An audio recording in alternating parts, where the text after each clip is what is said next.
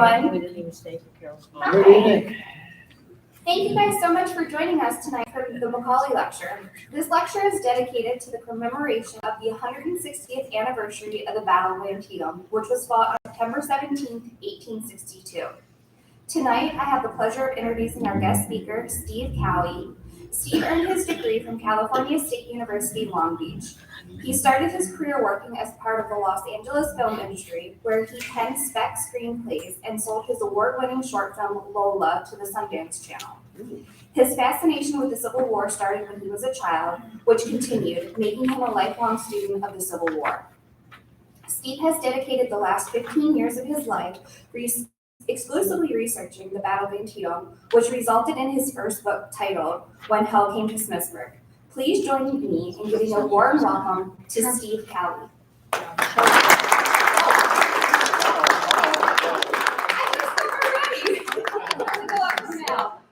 Sharpsburg.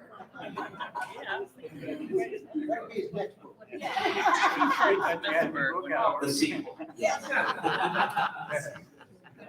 Thank you all, everybody. Thank you. This is a wonderful turnout. I wasn't sure how many, when I first started researching this topic, I wasn't sure how many people would be interested in the civilian side of things. So this has been very rewarding to me to give these talks. I was in Harper's Ferry last night, and there was a nice turnout there as well. So it's rewarding to me to know that people are interested in hearing these stories and preserving a lot of these misfortunes that happened to these people so long ago, 160 years ago to be exact. So I'm Steve Cowie, and I live in Tennessee, but I fell in love with this area about 20 years ago. I've been interested in the Civil War and American history for a number of years, but when I came to Sharpsburg for the first time, I'd always wanted to see the Antietam battlefield. There was something about the place that just took hold of me, and it wasn't just the battlefield, it was the whole region.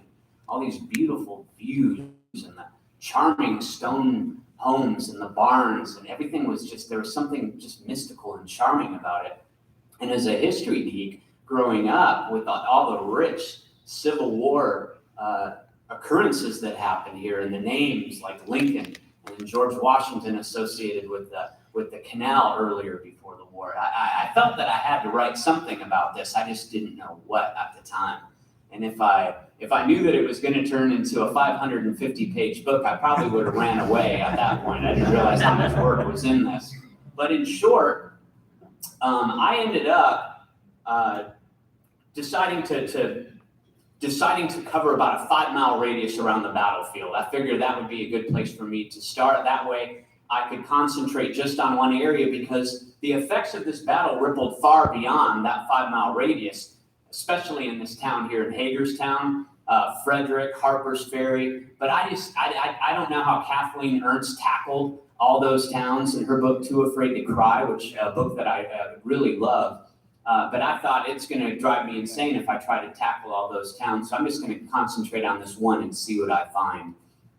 So tonight's talk is going to structure a little bit of the book. I'm just going to skim across the surface and take you all from the battle's prelude and through just briefly through the battle and its bloody aftermath. But I also want to concentrate on what happened afterwards that's often overlooked. And the Army of the Potomac from the United States, they stayed in the Sharpsburg area. 2 of those corps went down to Harper's Ferry, but there were a lot of soldiers in this area for 6 weeks. And when you're dealing with supply issues, one could imagine the amount of devastation that happened to all of these farms around the area because of that shortage. During this time, there was also a disease outbreak that affected the community. And I'm also going to take you all through briefly through the war claims process. This was something that I didn't understand when I started researching this, but I wanted to know. So I went through the agony of trying to understand all this, so you all don't have to. I'll try to make it as easy to understand, because these poor people that had to go through that process, it wasn't just like a 1-week experience for them. It lasted decades, and boy, was it frustrating.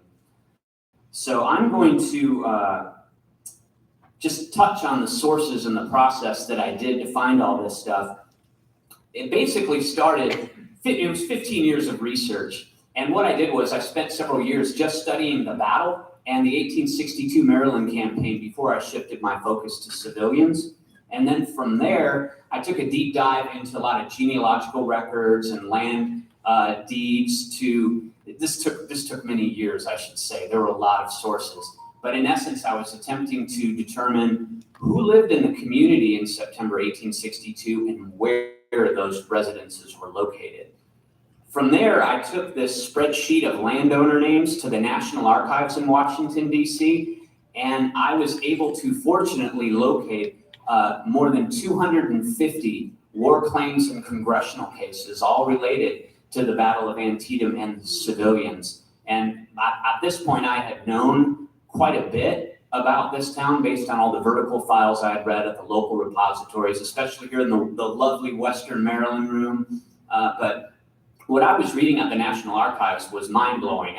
There were all these new names and people that were testifying I had never heard of that weren't even in the 1860 or 1870 census. So I was thrilled to have all this information because they were swearing under oath to what they were witnessing, to what the soldiers took, to what their experiences were when they fled their homes to have to go take shelter. So you were hearing from these people in the 1870s and 1880s. So the accounts were what I found a lot more trustworthy than what you might read with some of the civilian interviews later on. Like some of these civilians were giving interviews in 1934, if you can believe that. But I would trust the 1870s over 1934 personally. But anyways, I'm just kind of, I can't just dive into the research without saying first, there were a number of people that took time to point me in the right direction because I'm a rookie author. I didn't know what I was doing. I didn't know where to look for it. And there were so many kind people in the community, a lot of historians, a lot of guides that understood. Maybe they saw my passion and my enthusiasm and they gave me advice. You need to go here. You need to talk to this person. Here, let me connect you with some of these descendants of some of the people that live there. So I see this very much as a collaboration with these people that took the time to help this nobody right here that just wanted to find these accounts and preserve them. And I'm also very grateful. I have to thank my wife and daughters for allowing me to embark on this very selfish, obsessive, illogical journey, as it seemed at times back then. So whenever I get to come home, it's been a whirlwind. I was in Chicago and Milwaukee last week and Harper's Ferry last night. I'm talking to on the Antietam battlefield tomorrow. But they're going to want a vacation at some point when I come home, so I owe them that at the least. So let me dive into some of the content. I'm going to just kind of skim across the surface here. You all live here, so I don't need to go into too much detail about like the history of Sharpsburg or anything, but to give you a snapshot of what it was in September 1862, a lot of these people, most of the people were employed in farming. There were a number of families that were earning a living on the C&O Canal and other occupations as well. But by September 1862, based on all these war claim depositions, people were really concentrating most of their energy on threshing wheat. That was the big one. That was a very important cash crop, but they were also moving these giant stacks of hay that they referred to as ricks. And these were multiple tons of timothy and first growth clover hay that they were moving inside of their barns. They were also threshing rye and oats, and they had acres and acres of nearly ripe Irish and sweet potatoes that were ready to harvest. All these vegetables in their gardens were ready to harvest. And the orchards of apples were huge. Henry B. Rohrbach alone in his claim, he had a 10-acre orchard in 1862, and he was one of many. So, and of course, when you think of Antietam, we think of corn, the standing corn, that was nearing its time for harvest. So this was a really bad time to interrupt farming. Because these products were crucial to one's annual income and to many tenant farmers and farm hands and day laborers that depended on the seasonal labor as well. But it was also going to provide subsistence for families and livestock. So there was one reason, I'm just trying to scurry through this. Down at the bottom of the screen there, you'll see Blackford's Ford. So many of you are familiar with that shallow crossing, but when the Confederates burned the only nearby bridge in early 1861, it left that shallow point of the Potomac River as the only passage from Maryland that was in the United States at that time over to what was then Virginia. It's now West Virginia. It was the only way to kind of go between those two states. But of course, in 1862, these were warring nations. This was the United States and the Confederate States. So that ford became crucial. It was instrumental in all the experiences that Sharpsburg experienced during the war, because it wasn't just the Antietam campaign that brought the armies towards that fort. It was the Gettysburg and Monocacy campaigns as well. So when we think about Sharpsburg and its military experiences, there were soldiers there all throughout the war, watching that fort, watching the other side of the river. But in the early stage, the evidence shows that the relations between the civilians and the federal pickets over there, it was very civil. Some of the kids testified that as adults in these cases that they went down into the town woods just west of Sharpsburg, where Lee later had his headquarters, and they would listen to the band play of the regiment that was there at the time. That was the 12th Indiana that encamped there during the winter of 1861, 1862. But they were hosting these soldiers in their houses and just having a great time befriending them. Even though there were some minor property losses, it wasn't that big a deal, and it wasn't going to really compare at all to what would come. So I'm not going to go through the entire Maryland campaign just to save time, but I will bring you right to Sharpsburg on September 15th. That is today's date. Yep. Amazing. Yep. Yeah, so here we are. September 15th, the armies arrive in the Antietam Valley. Now, General Robert E. Lee, commanding the Confederate Army, he didn't have his entire army with him yet, because there was this whole other operation happening down in Harper's Ferry where the Union garrison had surrendered to Thomas Jackson's Confederates. So those Confederates had yet to come up to Sharpsburg on the 15th. But General McClellan, commanding the United States Army of the Potomac, he spent 2 days preparing to attack Lee. A lot of historians have argued, should he have attacked sooner? I don't get into that in this book. I just talk about what happened. And for 2 days, September 15th and September 16th, it was a standoff, but it was not quiet. These sides were exchanging cannon fire, and on the 16th, it became incredibly violent when the fog lifted. One Confederate compared it to, he described it as the hottest artillery duel he witnessed throughout the entire war while he served in Lee's army. He was based right there with the Washington artillery on Sharpsburg Heights. But this thunder from these batteries scared the wits out of these people, because they had not hosted Civil War combat up until this time. And the afternoon skirmish that occurred on the 16th further rattled the nerves of these people, because it got really loud. It was up there on the north end of the battlefield where the kind of towards the east woods and the cornfield, there was all that fighting that was happening there on the evening of the 16th. So as a result, civilians fled. So many civilians fled their homes, especially those that were living in log and frame dwellings that were vulnerable to fire. And they went along the Potomac River, most of them. Some of them went to Manor Church up towards Tilmonton, but they ended up taking shelter, most of them in lock houses and farmhouses and caves along the Potomac River, spanning all the way from Mercersville down to the ironworks, is what a lot of these people described. So, but there were those in the town of Sharpsburg that, for one reason or another, they didn't make that journey, and they went down into the cellars of these brick and stone houses, thinking that they were going to be more formidable to withstand a shell strike. And these spaces got pretty crowded, and that's where these congressional claims came in handy, because I read a statement, a sworn statement by John Kretzer. The Kretzers lived on Main Street in Sharpsburg during the battle. Some of you may be familiar with that family. But he testified that he was sheltering from the 15th to the 18th with 75 people in his cellar. 75 people, and that included dogs. People brought their pets down there, and there were newborn babies. And it was just a crowded scene of chaos for all these people. And that was just one of the many families that took shelter in there during the battle. Speaking of the battle, it began in the pre-dawn hours of September 17th, and I don't get into a tremendous amount of tactics about that. I'm not a military historian, so I don't go into that in this book, but I do emphasize that this tornado of destruction raged in 3 phases of combat across land where people lived. It's where they worked, where children played. It's where they worshiped, where the Dunker Church still stands to this day.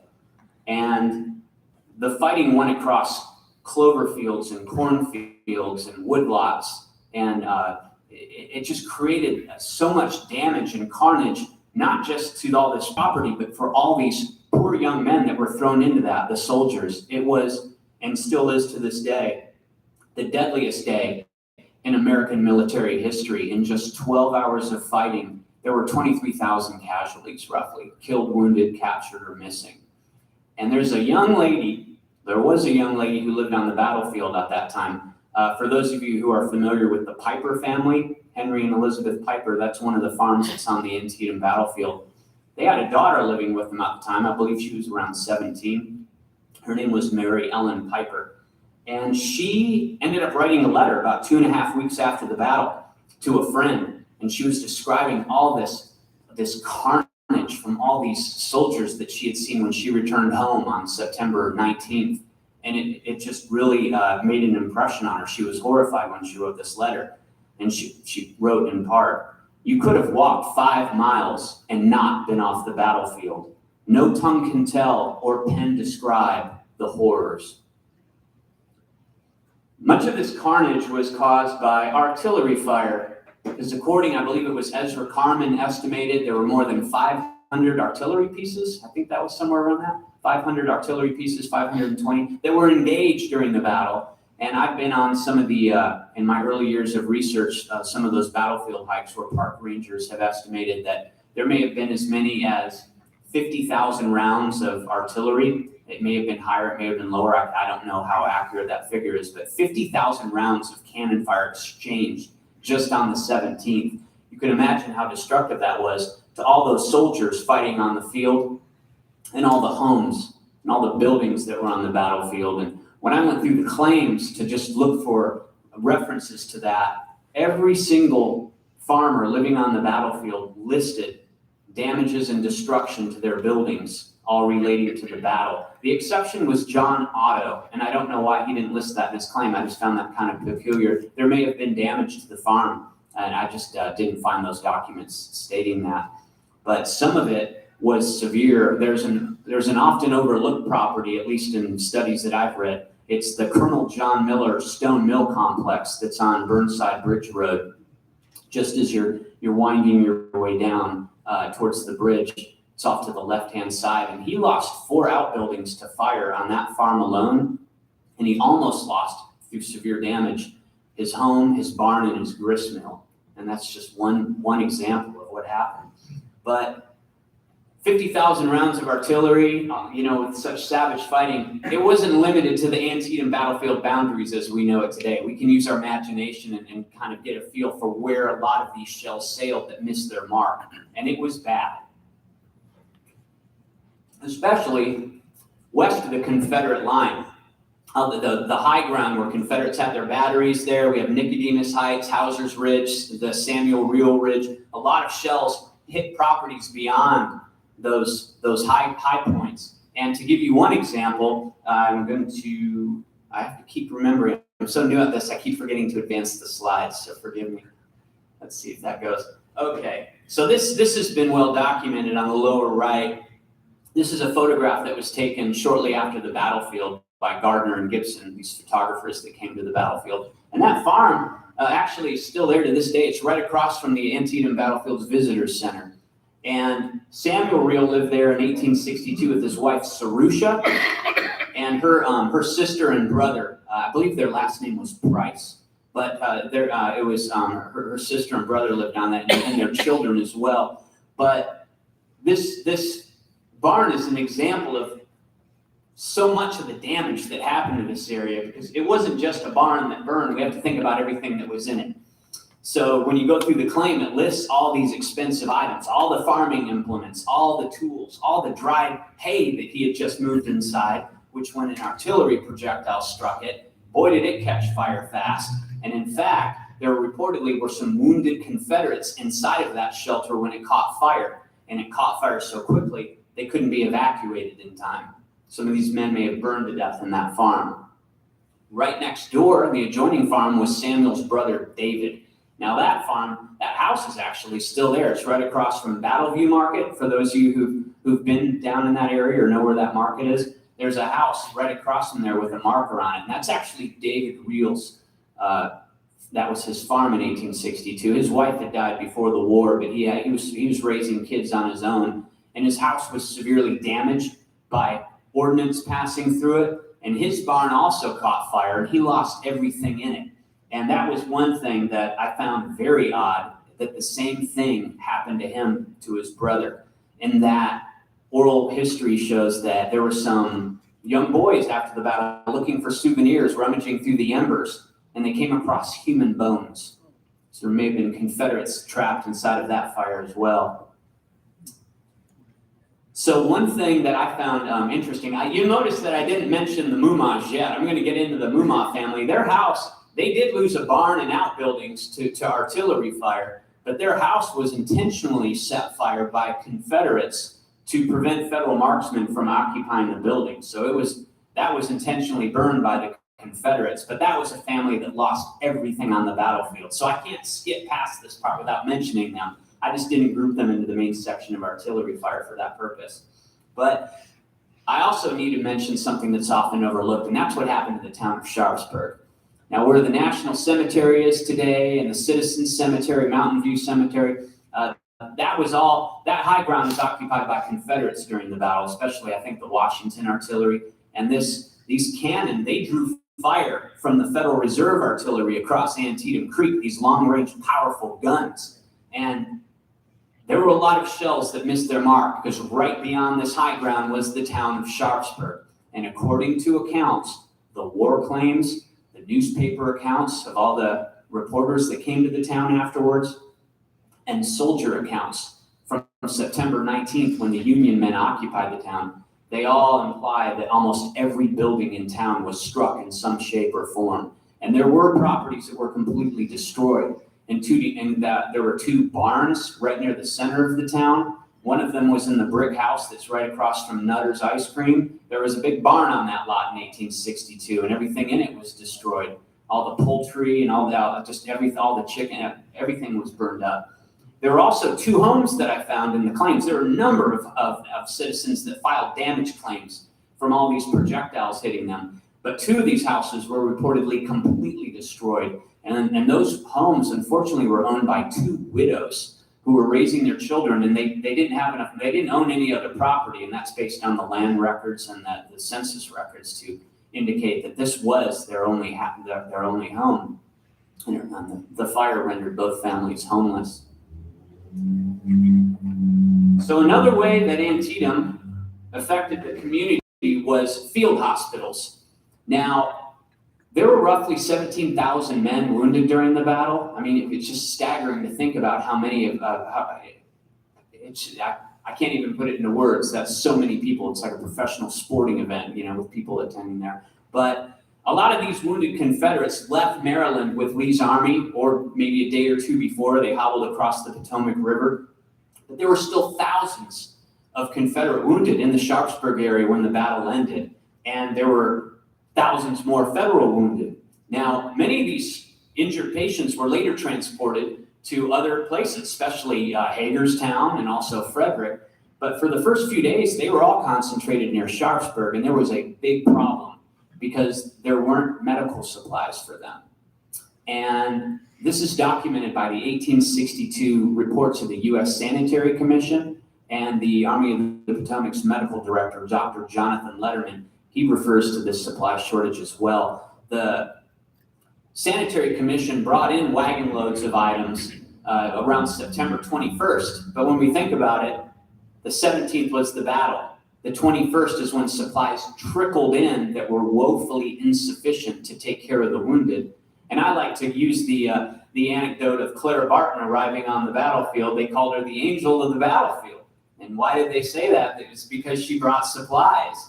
But she arrived during the battle, and I don't remember, somebody who's a Clara Barton expert out there could tell me how many wagons she brought. But she admitted in writing it didn't last long because it was just a scene of emergency. How many of these soldiers needed immediate help? So as a result, the Army of the Potomac and the Army of Northern Virginia, while they were there, they had no choices. The medical departments had no choices but to commandeer this region, this 5-mile radius that I described at the beginning of the talk, any property that could be taken over for hospital purposes was commandeered.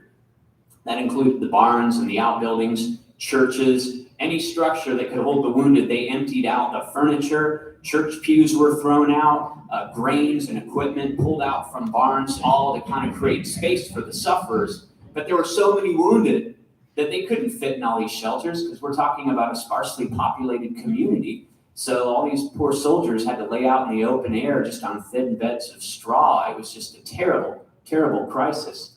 And when the civilians returned home from their evacuation sites and their cramped shelters, we can only imagine what their thoughts were when they just saw their homes overflowing with all these soldiers, all their furniture gone. And by this point, because of the supply crisis, guess what else was gone? All of their clothing. Claim after claim after claim lists the loss of entire wardrobes, not just for the husbands and wives, but for all of the children. And that also included anything that could be shredded into bedding.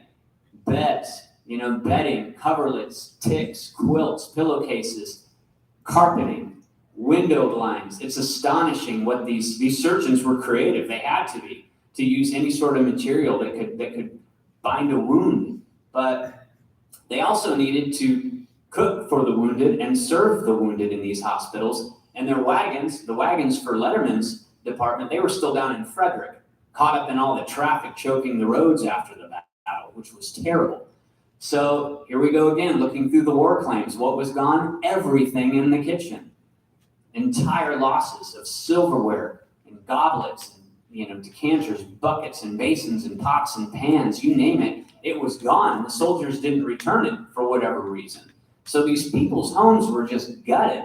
And you would think that they would respond with a lot of disdain. And for all we know, they may have. But when I looked at the evidence, what we see is kind of depicted in this sketch right here. They pitched into the crisis to help because they could see what was happening before them. This was a terrible situation with all these dying men, these men that needed immediate care. And so what we see are accounts of all these families giving away what food they could give to these people, baking bread, making soup. I think it was Philip Pride willingly slaughtered his own livestock to give it to these medical staff to feed the wounded. And there were some young men that lived near Smoketown Hospital, and also Stephen P. Grove, who lived west of Sharpsburg. These people volunteered their own time by taking their 4-horse teams and wagons all the way up here to Hagerstown, paying the tolls on the Hagerstown Pike out of their own pocket. One of them even described he was getting up every day at 4 a.m. to make these trips because it would take all day to get up there and scour this town, searching for any supplies that could be found to help out these desperate army surgeons. But one thing that I came across was it's just astonishing what these people had to endure witnessing what was happening on the front lines of this emergency, because it was. The description of these wounds is like something of a nightmare. And you can also imagine the bonds that were formed with these soldiers that were in these people's homes. A lot of the teenage civilians forming friends with teenage soldiers their own age, and then seeing these people die. It just the psychological toll, the emotional toll had to be devastating. And as far as just the suffering and the loss, there was a nurse that came here from Pennsylvania named Anna Holstein, and I like the quote that she stated. It summed up everything succinctly. She wrote, "The name of Antietam is ever associated in my mind with scenes of horror." But hospital staff, they were not the only ones entering civilians' homes after the battle, because straggling was a terrible problem at Antietam for both armies. And again, I refer to the claims. You go through that and you know when you're reading them that these soldiers weren't taking these items for quartermaster or commissary purposes. When you're seeing family photographs go missing and Bibles and it's just cash, jewelry, musical instruments. These people were plundering homes, and there was also vandalism taking place. So there was one townsperson who lived in Sharpsburg. Some of you may be familiar with Dr. Augustine A. Biggs. He was the town doctor during the war. He wrote a letter just 2 weeks after the battle. And in part of that letter, he described Confederate thefts, where he wrote, The Confederates entered several poor people's homes and robbed them of everything they had in this world. 2/3 of the families in the place had nothing but the clothes on their backs. But this straggling and plundering wasn't limited to the Confederates, because the Union soldiers were also accused of doing the same, and it became so widespread throughout the entire region, going all the way down to Harper's Ferry, that General McClellan issued a general order on October 1st, 1862, to address the stragglers and pillagers lawlessly depredating upon the civilians. By then, though, it was too late, because people had already lost everything. And to give you an example of how some of this pillaging, not just by the stragglers, but by the medical department as well, how this affected some people, I'll give you an example of the wife of a tenant farmer. These were just poor families that didn't even own their own land. They were just, paying half the crops to the landlord, doing all the work themselves. She wrote, the Union troops, I should give you an example too. She actually lived up closer towards Bakersville. Her name was Esther Stonebreaker Node. And she wrote, the Union troops came on the farm and took everything we had and ruined us. I know we lost all we had. Now, General McClellan's general order, it brought many of the Union soldiers back into line, but the appropriations of property continued afterwards, and they continued for several weeks, and there's a reason for this. When we look at some of the battles, like we'll use Gettysburg and Monocacy, for example, the armies fought, the armies left, leaving their wounded and medical personnel behind. At Antietam, bloodiest day in American history, the Army of the Potomac stayed for 6 weeks. General McClellan stretched out his army, going all the way from Williamsport down to Harper's Ferry, but most of these forces after the battle, that's what this map shows, that's what it looked like after the battle. Most of these forces were within a 5-mile radius of Sharpsburg. And October 1st, 1862, the OR, the official records that had a lot of these statistics and great reports and correspondence in them, it estimated there were about 75,000 men and officers present for duty just in this Sharpsburg area alone. We have the 1st and the 5th Corps right near the town, and then we have the 6th Corps up near Bakersville, stretching out to join Kenly's brigade at Williamsport, and the 9th Corps down near the Antietam Ironworks area. 75,000 people, to put that in perspective. In 1862, this amount of people here, this population, was larger than cities like Milwaukee and Detroit and Pittsburgh and Washington, D.C. But those cities, those big cities, had networks and systems in place to supply for their large populations. Look where we're at right here. It's a remote farming community that didn't even have a railroad depot in 1862. And this is where it got worse for the soldiers and the civilians. The Confederates sabotaged the Army of the Potomac's supply lines earlier in the campaign. They burned the Baltimore and Ohio Railroad Bridge at Monocacy Junction to prevent supplies temporarily from being rushed from Washington and Baltimore. And they also tapped the C&O Canal in several places south of Sharpsburg and destroyed a couple bridges at Harper's Ferry. This delayed supplies from reaching McClellan's army, not just in the medical departments, but the commissary and the quartermaster departments as well. These supplies did in fact arrive later after being circuitously routed to depots in Hagerstown and Frederick. But until then, this area here became the unofficial supply depot of the Army of the Potomac for all those departments I just mentioned. And I'll give you an example of some of the commissary losses. Just 2 weeks after the battle, the Hagerstown Herald Freedom and Torchlight, it reported what our people will do to obtain food for man and beast during the approaching winter, God alone only knows. And this is because soldiers ravaged every single property that was in their reach. And again, these claims support it, one claim after the other, 250 of them. And what we see are all these patterns, all these garden vegetables and these plots of land dedicated called truck patches and garden patches. And we also have all the potato patches. Some of them were as large as 1 acre. We're finding out that these civilians went out there to dig for anything that was left over. Maybe they'd find 2, but these soldiers were bayoneting them from the ground. They were famished. And this is documented in so many regimental histories. These soldiers were angry that they were not supplied for because the rations that did arrive for some of the regiments were inedible. Some of them had been rotting since the Peninsula Campaign. So they were just furious with that. Some of them were authorized foraging parties, some of them were unauthorized foraging parties, but you also had the hospital cooks and the army butchers that were going out to feed their desperately malnourished men. So we see these items disappear from the house, and it's really tragic to see the long list, and they are so long. Smokehouses emptied of cured meats like hams and shoulders and bacon, all the cellars, anything that was in the cellar being stored, barrels of flour, sacks of salt and sugar, spices from spice cabinets, and anything that was jarred. Anything that was jarred, like preserves or anything like that, dried fruit, was carried away. And of course, all the these acres of apples. That was one thing that was fascinating to me, because these apples were so important to these people, not just for the fruit, these giant acres of apples, but Henry Rohrbach, I'll give you that example. He had a 10-acre orchard, and he went through there with his family, and they didn't find, according to the sworn testimony, not a single apple left after the soldiers went through it. And this is one of several dozen claims just for orchard fruit.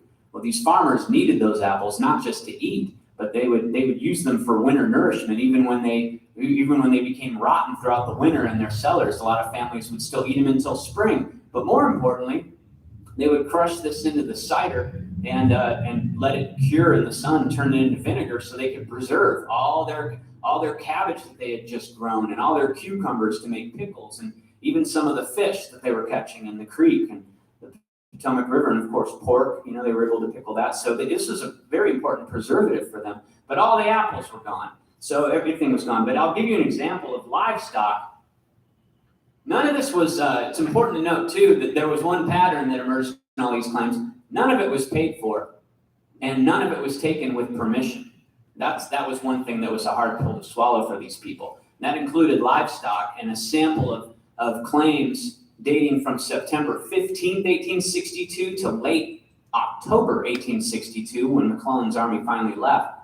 I counted 1,600 head of livestock that were slaughtered in that 5-mile radius. And that's a very conservative number. It's just a sample to give you all a feel for what these soldiers butchered. And that included cattle and swine and sheep. We have a number of Poffenbergers in the audience with us tonight. I'm going to quote one of the ancestors, Joseph Poffenberger. In his war claim, he explained when he was describing how these soldiers came and took away all of his livestock, everything. And it was so distressing to him. And he was asking them, please don't. He was begging them not to do it. And they explained to him, quote, their wagon supplies had not come up. They were out of rations, and they must have food for themselves. They didn't pay Joseph Poffenberger anything. And as they proceeded to slaughter the livestock, this impressed the memory of a farmhand that was with him at the time, Isaac Malott. And Malott testified later in the claim. He stated, I was with Mr. Poffenberger at the time they were taken. He was so distressed that he could not eat. But humans were not the only ones in need of forage after the battle, because McClellan brought with him into Maryland thousands of animals. Now, when we think about, the officers riding on the horses, we see a lot of people riding them, but these horses were also pulling the cannon and the hundreds of supply wagons as well. So when we go back into that 5-mile radius where I showed you all the Army Corps that were near Sharpsburg, there were approximately, on October 1st, according to the OR, about 16,000 horses and mules attached to the Army just at that time. And for all I'm kind of a city slicker by nature growing up. All you people have way more farming experience than me, and you obviously know how much forage these animals can consume a day. Well, that's exactly what happened. And when I went through the claims again, I just took a conservative figure to give you all. But from September 15th to the end of October, 4,000 tons of these grains were destroyed by McClellan's army, allegedly, based on the accusations. And that included wheat. It included hay, timothy and clover, and also corn and corn fodder and rye and oats. There was a family that lived down just adjoining the Antietam Ironworks in September 1862 and a little bit south. That was the Wade family. And they owned 4 farms down there. They were big landowners. And one of the sons, he testified in his claims case, he was describing how quickly these animals devoured everything. And he told a quartermaster agent, he stated that all of the products on his farm disappeared like frost before a burning sun. So the losses I've described are one of many, and I'll give you something to read. I try not to go too heavy with text in these slides, but it's so overwhelming how much these people lost that I couldn't help it but to just show some of these totals. To give you another example would be horses and mules of the community. I wasn't able to put a hard figure on it in the claims that I went through. I was able to confirm a minimum of 80 horses that were taken by the Federal Army and maybe 2 or 3 dozen more that were taken by the Confederates. I should note that it's really hard to quantify the Confederate losses because these claims in congressional cases, they didn't allow these petitioners to include anything related to the Confederate Army, so you're not going to see a lot of totals in there. If you find any references to the Confederate appropriations or thefts, you're lucky. You know, it's one of those that gives you a little bit of insight. But Dr. Augustine Biggs, he wrote that letter just 2 weeks after the battle, and he emphasized nearly all the horses are gone, referring to those owned by civilians in the community. And when we consider how important and vital these animals were to people back then, how were farmers going to haul their grains to the market, that any grains they had left? How are they going to plow their fields for planting winter wheat? Many of them had already plowed their fields because there's that narrow window of planting wheat that still exists to this day due to the threat of the Hessian fly. But some of these people had plowed their fields, and then what happened? All these soldiers came through and camped on a lot of these same grounds and compacted the soil firmly to where it had to be replowed, and a lot of wagons were driven, and cannon were driven through these, and those deep ruts of those wheels compacted the soil. They were going to have to plow all this ground again. So without horses, though, how are you going to be able to do that? And then, of course, all those families that depended on income from the C&O Canal, how are you going to be able to haul coal from the Cumberland mining companies down to the capital cities if you didn't have mules to pull the boats? And horses weren't easy to replace. We know that they're just very valuable animals to this day. But back then, according to the claims, one horse, a good horse, fully tacked, saddle, all the leather gearing, was about $140. And that was roughly half the price of a frame house in Sharpsburg Village. So when we think about all the day laborers, the farm hands, the tenant families, all the people that made very little income, this was going to be a huge task for them to try to replace their stolen horses. So there was also fencing, and that's something that I could go into a lot of detail because these people, fencing was so valuable. This took up almost most of these claims to go into as much description. And there were all types of different fencing that these people used back in the day. But at the end, it didn't really matter because all of it was gone except for the stone fencing. The soldiers didn't have much use for that. They kind of left most of the stone fencing alone, with the exception of those that were damaged during the fighting. But as far as all the post and rail and cap and yoke and worm fencing, soldiers need that as the temperatures drop throughout October. For warmth, they needed it for firewood, and they also needed it for cooking fuel.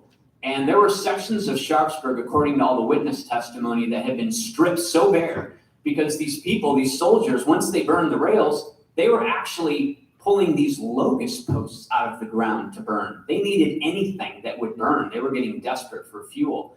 And it was so odd for these civilians to see this land that had been so heavily fenced with interior fencing, cross fencing to divide all these partition fields. All of a sudden, all of it's gone.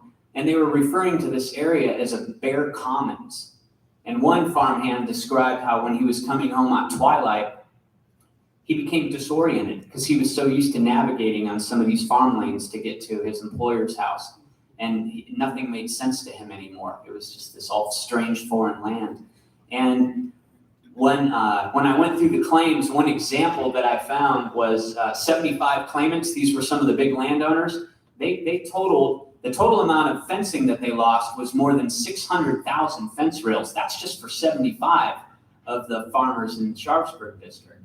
So I put out all these statistics, and they're just dry numbers, but Dennis Fry wrote in my books forward, he put it in perspective. He said, if you were to take 616,000 fence rails, which is what I added up, and stack them end to end, because the rails in those days, I don't know if they still are, someone could tell me, they're about 10 to 12 feet, your average rail. If you stacked them end to end, that you could connect Washington, D.C. with Wichita, Kansas.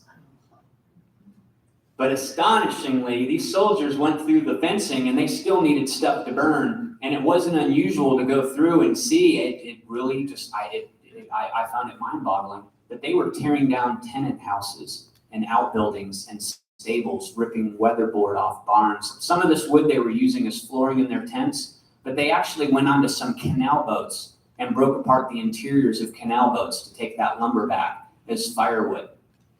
But all that wasn't going to satisfy them, and that's where these hardwood trees came in. A lot of mature hardwoods. I found it odd that soldiers were felling so many trees after Antietam, and I also found it odd because I associated this with winter encampments, but that's actually what was taking place. This was a 6-week encampment, and the night temperatures were getting cold. So there were several farmers that put in claims for more than like 900, 1,200 trees just for one farm. So a conservative estimate might be 5,000 trees, but it's impossible to quantify because so many petitioners estimated their losses by the cords or by the acres lost. And to give you one example, that ford that I mentioned at the beginning of the talk, Blackford's Ford, William M. Blackford lived there at the time of the battle, and his claim listed the loss of 33 acres of timber just right after the Battle of Antietam. And he backed this up by hiring professional surveyors, recruiting civilian appraisers, and he also had quartermaster agents. When they investigated, they went through that ravaged woodland and they counted the stumps. I wouldn't have wanted that job, but they actually counted the stumps to confirm how many acres he lost. And there were a couple soldiers that documented this. The 5th Corps was down in that area after the battle, and one member of the 5th Corps wrote on October 24th, near Sharpsburg, the men are cutting down everything here in the shape of trees. And another soldier encamped in that area, he was describing how a lot of these trees were not just being used as firewood, but they were being used to build log shelters, dozens of them. The tents weren't cutting it. They weren't keeping them warm enough at night. So all these soldiers started constructing log huts. And that didn't happen just in Sharpsburg. You find that throughout the area during the Antietam campaign, especially down near Harper's Ferry on Maryland Heights. They were doing that within that 6-week window. But the soldier wrote, the men made themselves as comfortable as they could and built a city. Now, another way that Antietam impacted the community was disease. And this man right here documented most of it, at least from my research. It was Dr. Biggs. And I have to give a shout out to this great library because the day books that I accessed from Dr. Biggs are archived in the Western Maryland room here. And these are original documents from his collection, but he was a meticulous physician who documented everything throughout his career. And his day books were actually just notations of his daily rounds, his house calls, because he made house calls. He went to the people, and he listed the dates, which you can see on the top there. This is just one of his thousands of pages, October 18th. But he would put the name of each person that he saw and types of medicines that he often dispensed, and sometimes he'd include, this person hasn't paid me yet. But he documented this stuff all throughout his career, so I had access to kind of getting an idea about what some of those averages were that he was seeing a day, and then I compared them to what he was dealing with after the battle, and there was no comparison. It was just a skyrocketed rate of patients that he was seeing. And I'm not a medical historian, but I was able to kind of compare and read the accounts of what was happening to these soldiers at that time. And some of the hospital studies that have been done were showing that a lot of these soldiers were suffering primarily from 3 diseases. It was typhoid fever and diarrhea and dysentery. So I went through Biggs, all these medicines that he's listed, and sure enough, a lot of those same medicines he was given to the civilians were often used for treating those same 3 diseases, typhoid fever, diarrhea, and dysentery. But to compare Biggs's notes to what was happening in the community, I was able to access burial records from Washington County and local death journals that are archived in the Sharpsburg Historical Society and Washington Historical Society, Washington County Historical Society. And I took those death records from 1850 to 1870 to get an idea of what the average numbers of burials were a year. And then I compared it again to after the Battle of Antietam. It skyrocketed again, and there was no other point in that 20-year span where it was so high. One example was Fairview Cemetery in Keedysville. Now that cemetery wasn't there during the war, but a lot of those remains were, and the headstones were. And so what you're able to see is, I think it was maybe 7 persons buried there a year, or the deaths were recorded. And in a 6-month span, just after the Battle of Antietam, there were 23 people that died. And that was just one cemetery in the area as an example. So I can't estimate how many people died actually in the civilian population of disease, but I can leave it with this letter that was written by Squire Jacob Miller, who, for those of you who know where the gas station used to be in Sharpsburg, it's now a vacant lot. That's where Jacob Miller lived in September 1862. And he had his daughter and his granddaughters lived in town, and they were severely sick but survived typhoid fever. His brother Daniel lived near the East Woods, just adjoining the Samuel Poffenberger farm. Right next to that was the Miller farm. That was Daniel Miller's farm that was cultivated in 1862 by his son Michael Miller. Well, Daniel evacuated to Henry F. Nykirk's farm after the battle because his house was taken over as a hospital, and so was Henry F. Nykirk. So he couldn't escape it. He ended up catching, it might have been chronic diarrhea, but he died. Jacob Miller's referencing all these people in his family that got sick, and he wrote, "Many other citizens and hundreds of soldiers have been taken with the same, and many died. It is an army disease, thus adds an addition to the horrors of war." Now I'm running a little bit over my time, so I'm going to just briefly, I want to be considerate of your all's time, just give you an idea of the war claims process for what these people experienced. In short, it involved 3 congressional acts: the Act of July 4, 1864, the Bowman Act, and the Tucker Act. All 3 of these acts, the investigations were divided into 2 parts. It was merits, to investigate the facts of a case, and loyalty, which investigated a claimant's political leanings during the war.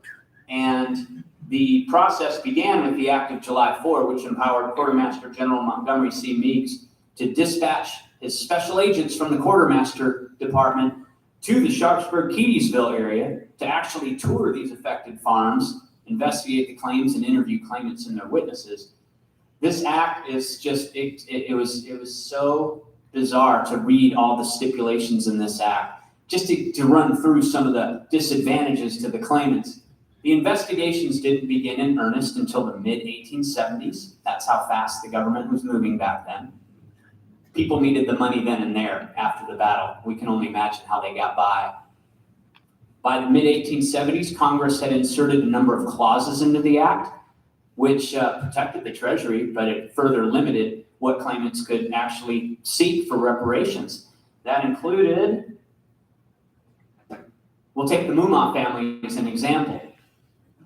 Anything related to combat, you weren't going to get paid. The War Department wasn't going to pay you back for anything, whether it was marching, artillery positions, mowing down cornfields, with the batteries rolling through all the crop. Anything related to artillery fire, and of course, anything related to the Confederate Army was also excluded. So the Mummas suffered what I would call a double whammy. The Confederates torched their house intentionally, so they weren't going to get paid for their house because of its relation to the Confederate Army. But their barn and their 2 outbuildings were destroyed by artillery fire. The War Department explained that they don't pay those types of claims because they are deemed the ravages of war. And anyone who suffered losses from the medical department, hospital occupation, the families that had been displaced from their homes, because many of them, when they returned home, there was no room for them.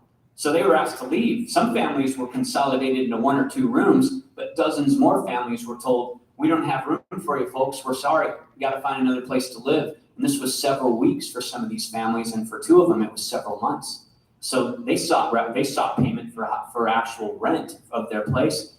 The government said, "We're not going to pay you for any sort of hospital rent." They didn't allow any churches to put in claims for the Act of July 4. And they explained for people like the Mumma family that any such damages from war or hospital activity were the misfortunes of the claimant if they happened to live in such a vicinity.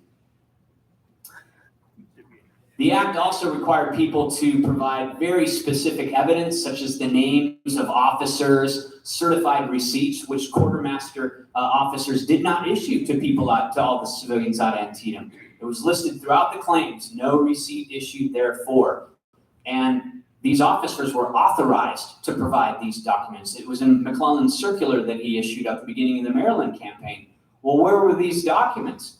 The third auditor of the Treasury ordered his clerks to look for them. And they hunted through claim after claim, all related to Sharpsburg, Antietam, in September and October 1862. The accounts and returns in I'm going to just review my notes here. 127 claims that I looked through, I found one where they found a receipt, just one. And without those documents, the government's bureaucracy, they weren't going to pay you back. You had to have those documents. But to make it even worse for these people, they weren't allowed, under the Act of July 4th, petitioners were not allowed to cross-examine witnesses, and they were not allowed to read the final report of the quartermaster agent before it was submitted to general meetings. So as a result, you could provide all the great evidence you wanted to prove your merits of your case and your loyalty to the United States government, but if there was one piece of incriminating evidence introduced to your claim, number one, you didn't know about it because it was behind your back and you weren't allowed to read the report. Number two, you were powerless to defend yourself if you did because you weren't allowed to cross-examine witnesses. So as a result, countless people were accused of being disloyal. Some of them may have been disloyal. Others, as we see in the depositions, they were able to verify and prove their cases that these were actual personal enemies in the community that were trying to sabotage their claims because by the mid-70s, a lot of these people knew the game. They knew how it was played. And if you had a personal enemy in the community, there was one word that would destroy everything, and it was the word disloyal. So I'm going to leave it with the Bowman and Tucker Acts. These dragged on so far. The final acts that I tracked were closed in the year 1915. That was 53 years after the Battle of Antietam. This dragged on and on. Now these latter acts, the Bowman and Tucker Act of 1883 and 1887, they actually shifted the jurisdiction of these claims to the U.S. Court of Claims, and they empowered the U.S. Department of Justice and the Attorney General to send assistant attorneys to the Sharpsburg, Keedysville area to interrogate the claimants and their witnesses. And that's what some of those claims look like. These people had to provide, they had to pay to have these special plaques made of their farms to show how the size of their acres, the size of their timber tracts, and it really, whatever witnesses they could bring forth, they did, because the simple truth is, by this time, a lot of the claimants had died, so they were relying on the testimony. These claims were hinging on the testimonies of former farmhands and even some former slaves of these landowners were testifying in the cases because there were very few people left.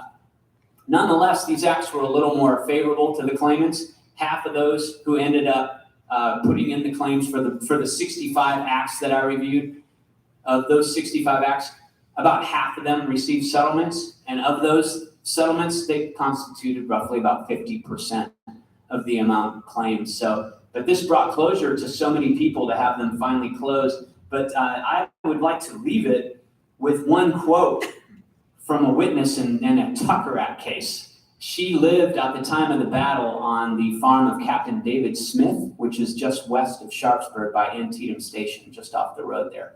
She was a domestic servant, 17 years old in September 1862, living on that farm.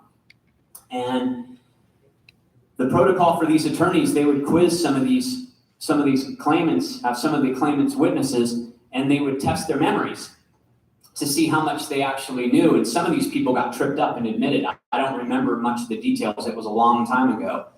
But this woman's name was Angeline Jackson. And almost 40 years later, she testified in Smith's Tucker Act case in the year 1900. And she provided such explicit details about everything on that farm that was taken, where her clothes were hanging at the time of the battle. She painted this really vivid picture of everything for those weeks following as well. And when she finished her deposition, it was, I felt for the person transcribing it, whoever had to take this handwritten document. But she said she went off script on part of it, and that was rare for some of these witnesses. They usually just answered the questions to the point. But she went off script as though she wasn't believing these people, like they weren't really trusting her memory. And she stated something that I feel summarizes the experiences of so many people, not just of Sharpsburg, but of the entire region, of this entire Western Maryland region that suffered the ravages of war. And she stated to them in the midst of answering questions about livestock or something like that, she said, "I remember all these things distinctly. It seems to have been burned into my mind, and I shall remember it as long as I can remember anything." Thank you all.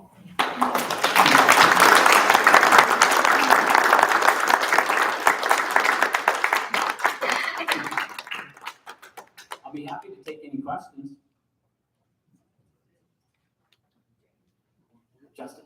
Is there any evidence of how much of the east, west, and north woods, where the woods was removed during that period in the aftermath? That's actually a great question. Where I saw most of it lost was it was this big push towards the river with McClellan's army when the Confederates left Maryland on the night of September 18th.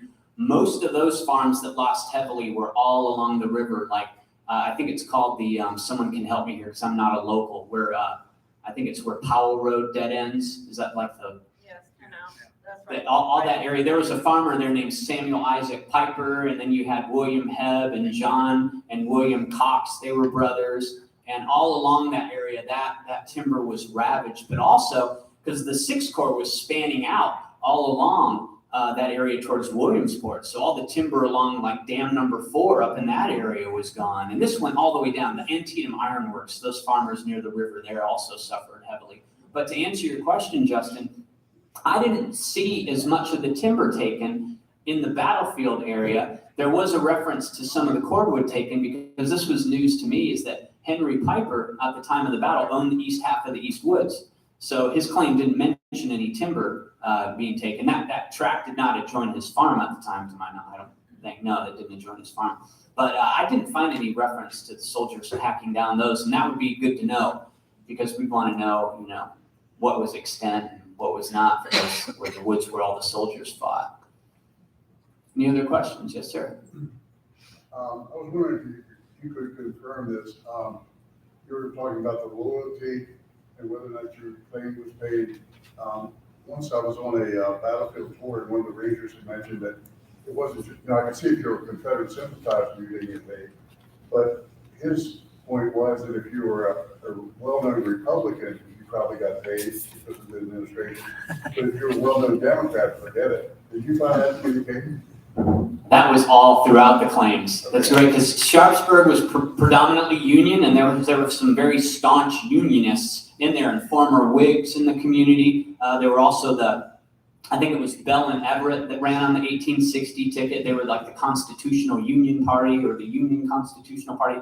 But these were all very, very strong, like anti-slavery platforms that a lot of people in the community favored. But Sharpsburg had its share of Democrats as well, and that was actually very dramatic in the claims, because a lot of these Democrats had to prove that I wish I had the quote on me. David R. Miller, a farmer, he gave a great quote, and I'm just going to paraphrase him. He was trying to explain to the quartermaster how it worked in this whole area here of Washington County, and he said basically all the Republicans in that area, they deemed anyone who is a Democrat as a copperhead or a Southern sympathizer. And David R. Miller explained he was a Republican who had a son, William, who was actually serving in the Stonewall Brigade. But a lot of people don't know that. So he understood how it worked. But David R. Miller stated that there were a good many Democrats in the community that did not, just because they were Democrats, he was trying to explain, didn't mean that they were aiding the Confederate Army. It just meant that they were opposed to Lincoln's policies.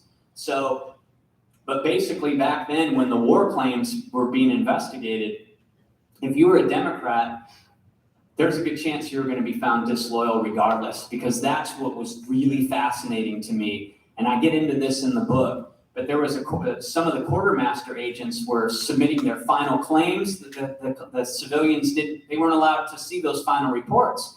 And there was a trend with one specific agent where they would eventually find out their case was rejected, and then they could read the report. And this came to light in the Bowman and the Tucker Act cases when they were allowed to speak for themselves again. And they stated, I was a Democrat during the war, but I told people I never did anything to aid the Confederate Army, and I also helped all these Union soldiers after the battle. I fed them my food. I hosted Stephen P. Grove, hosted all these Confederates in his house for all these weeks, and he had all these Union officers that trusted him as a loyal citizen, even though he was a Democrat.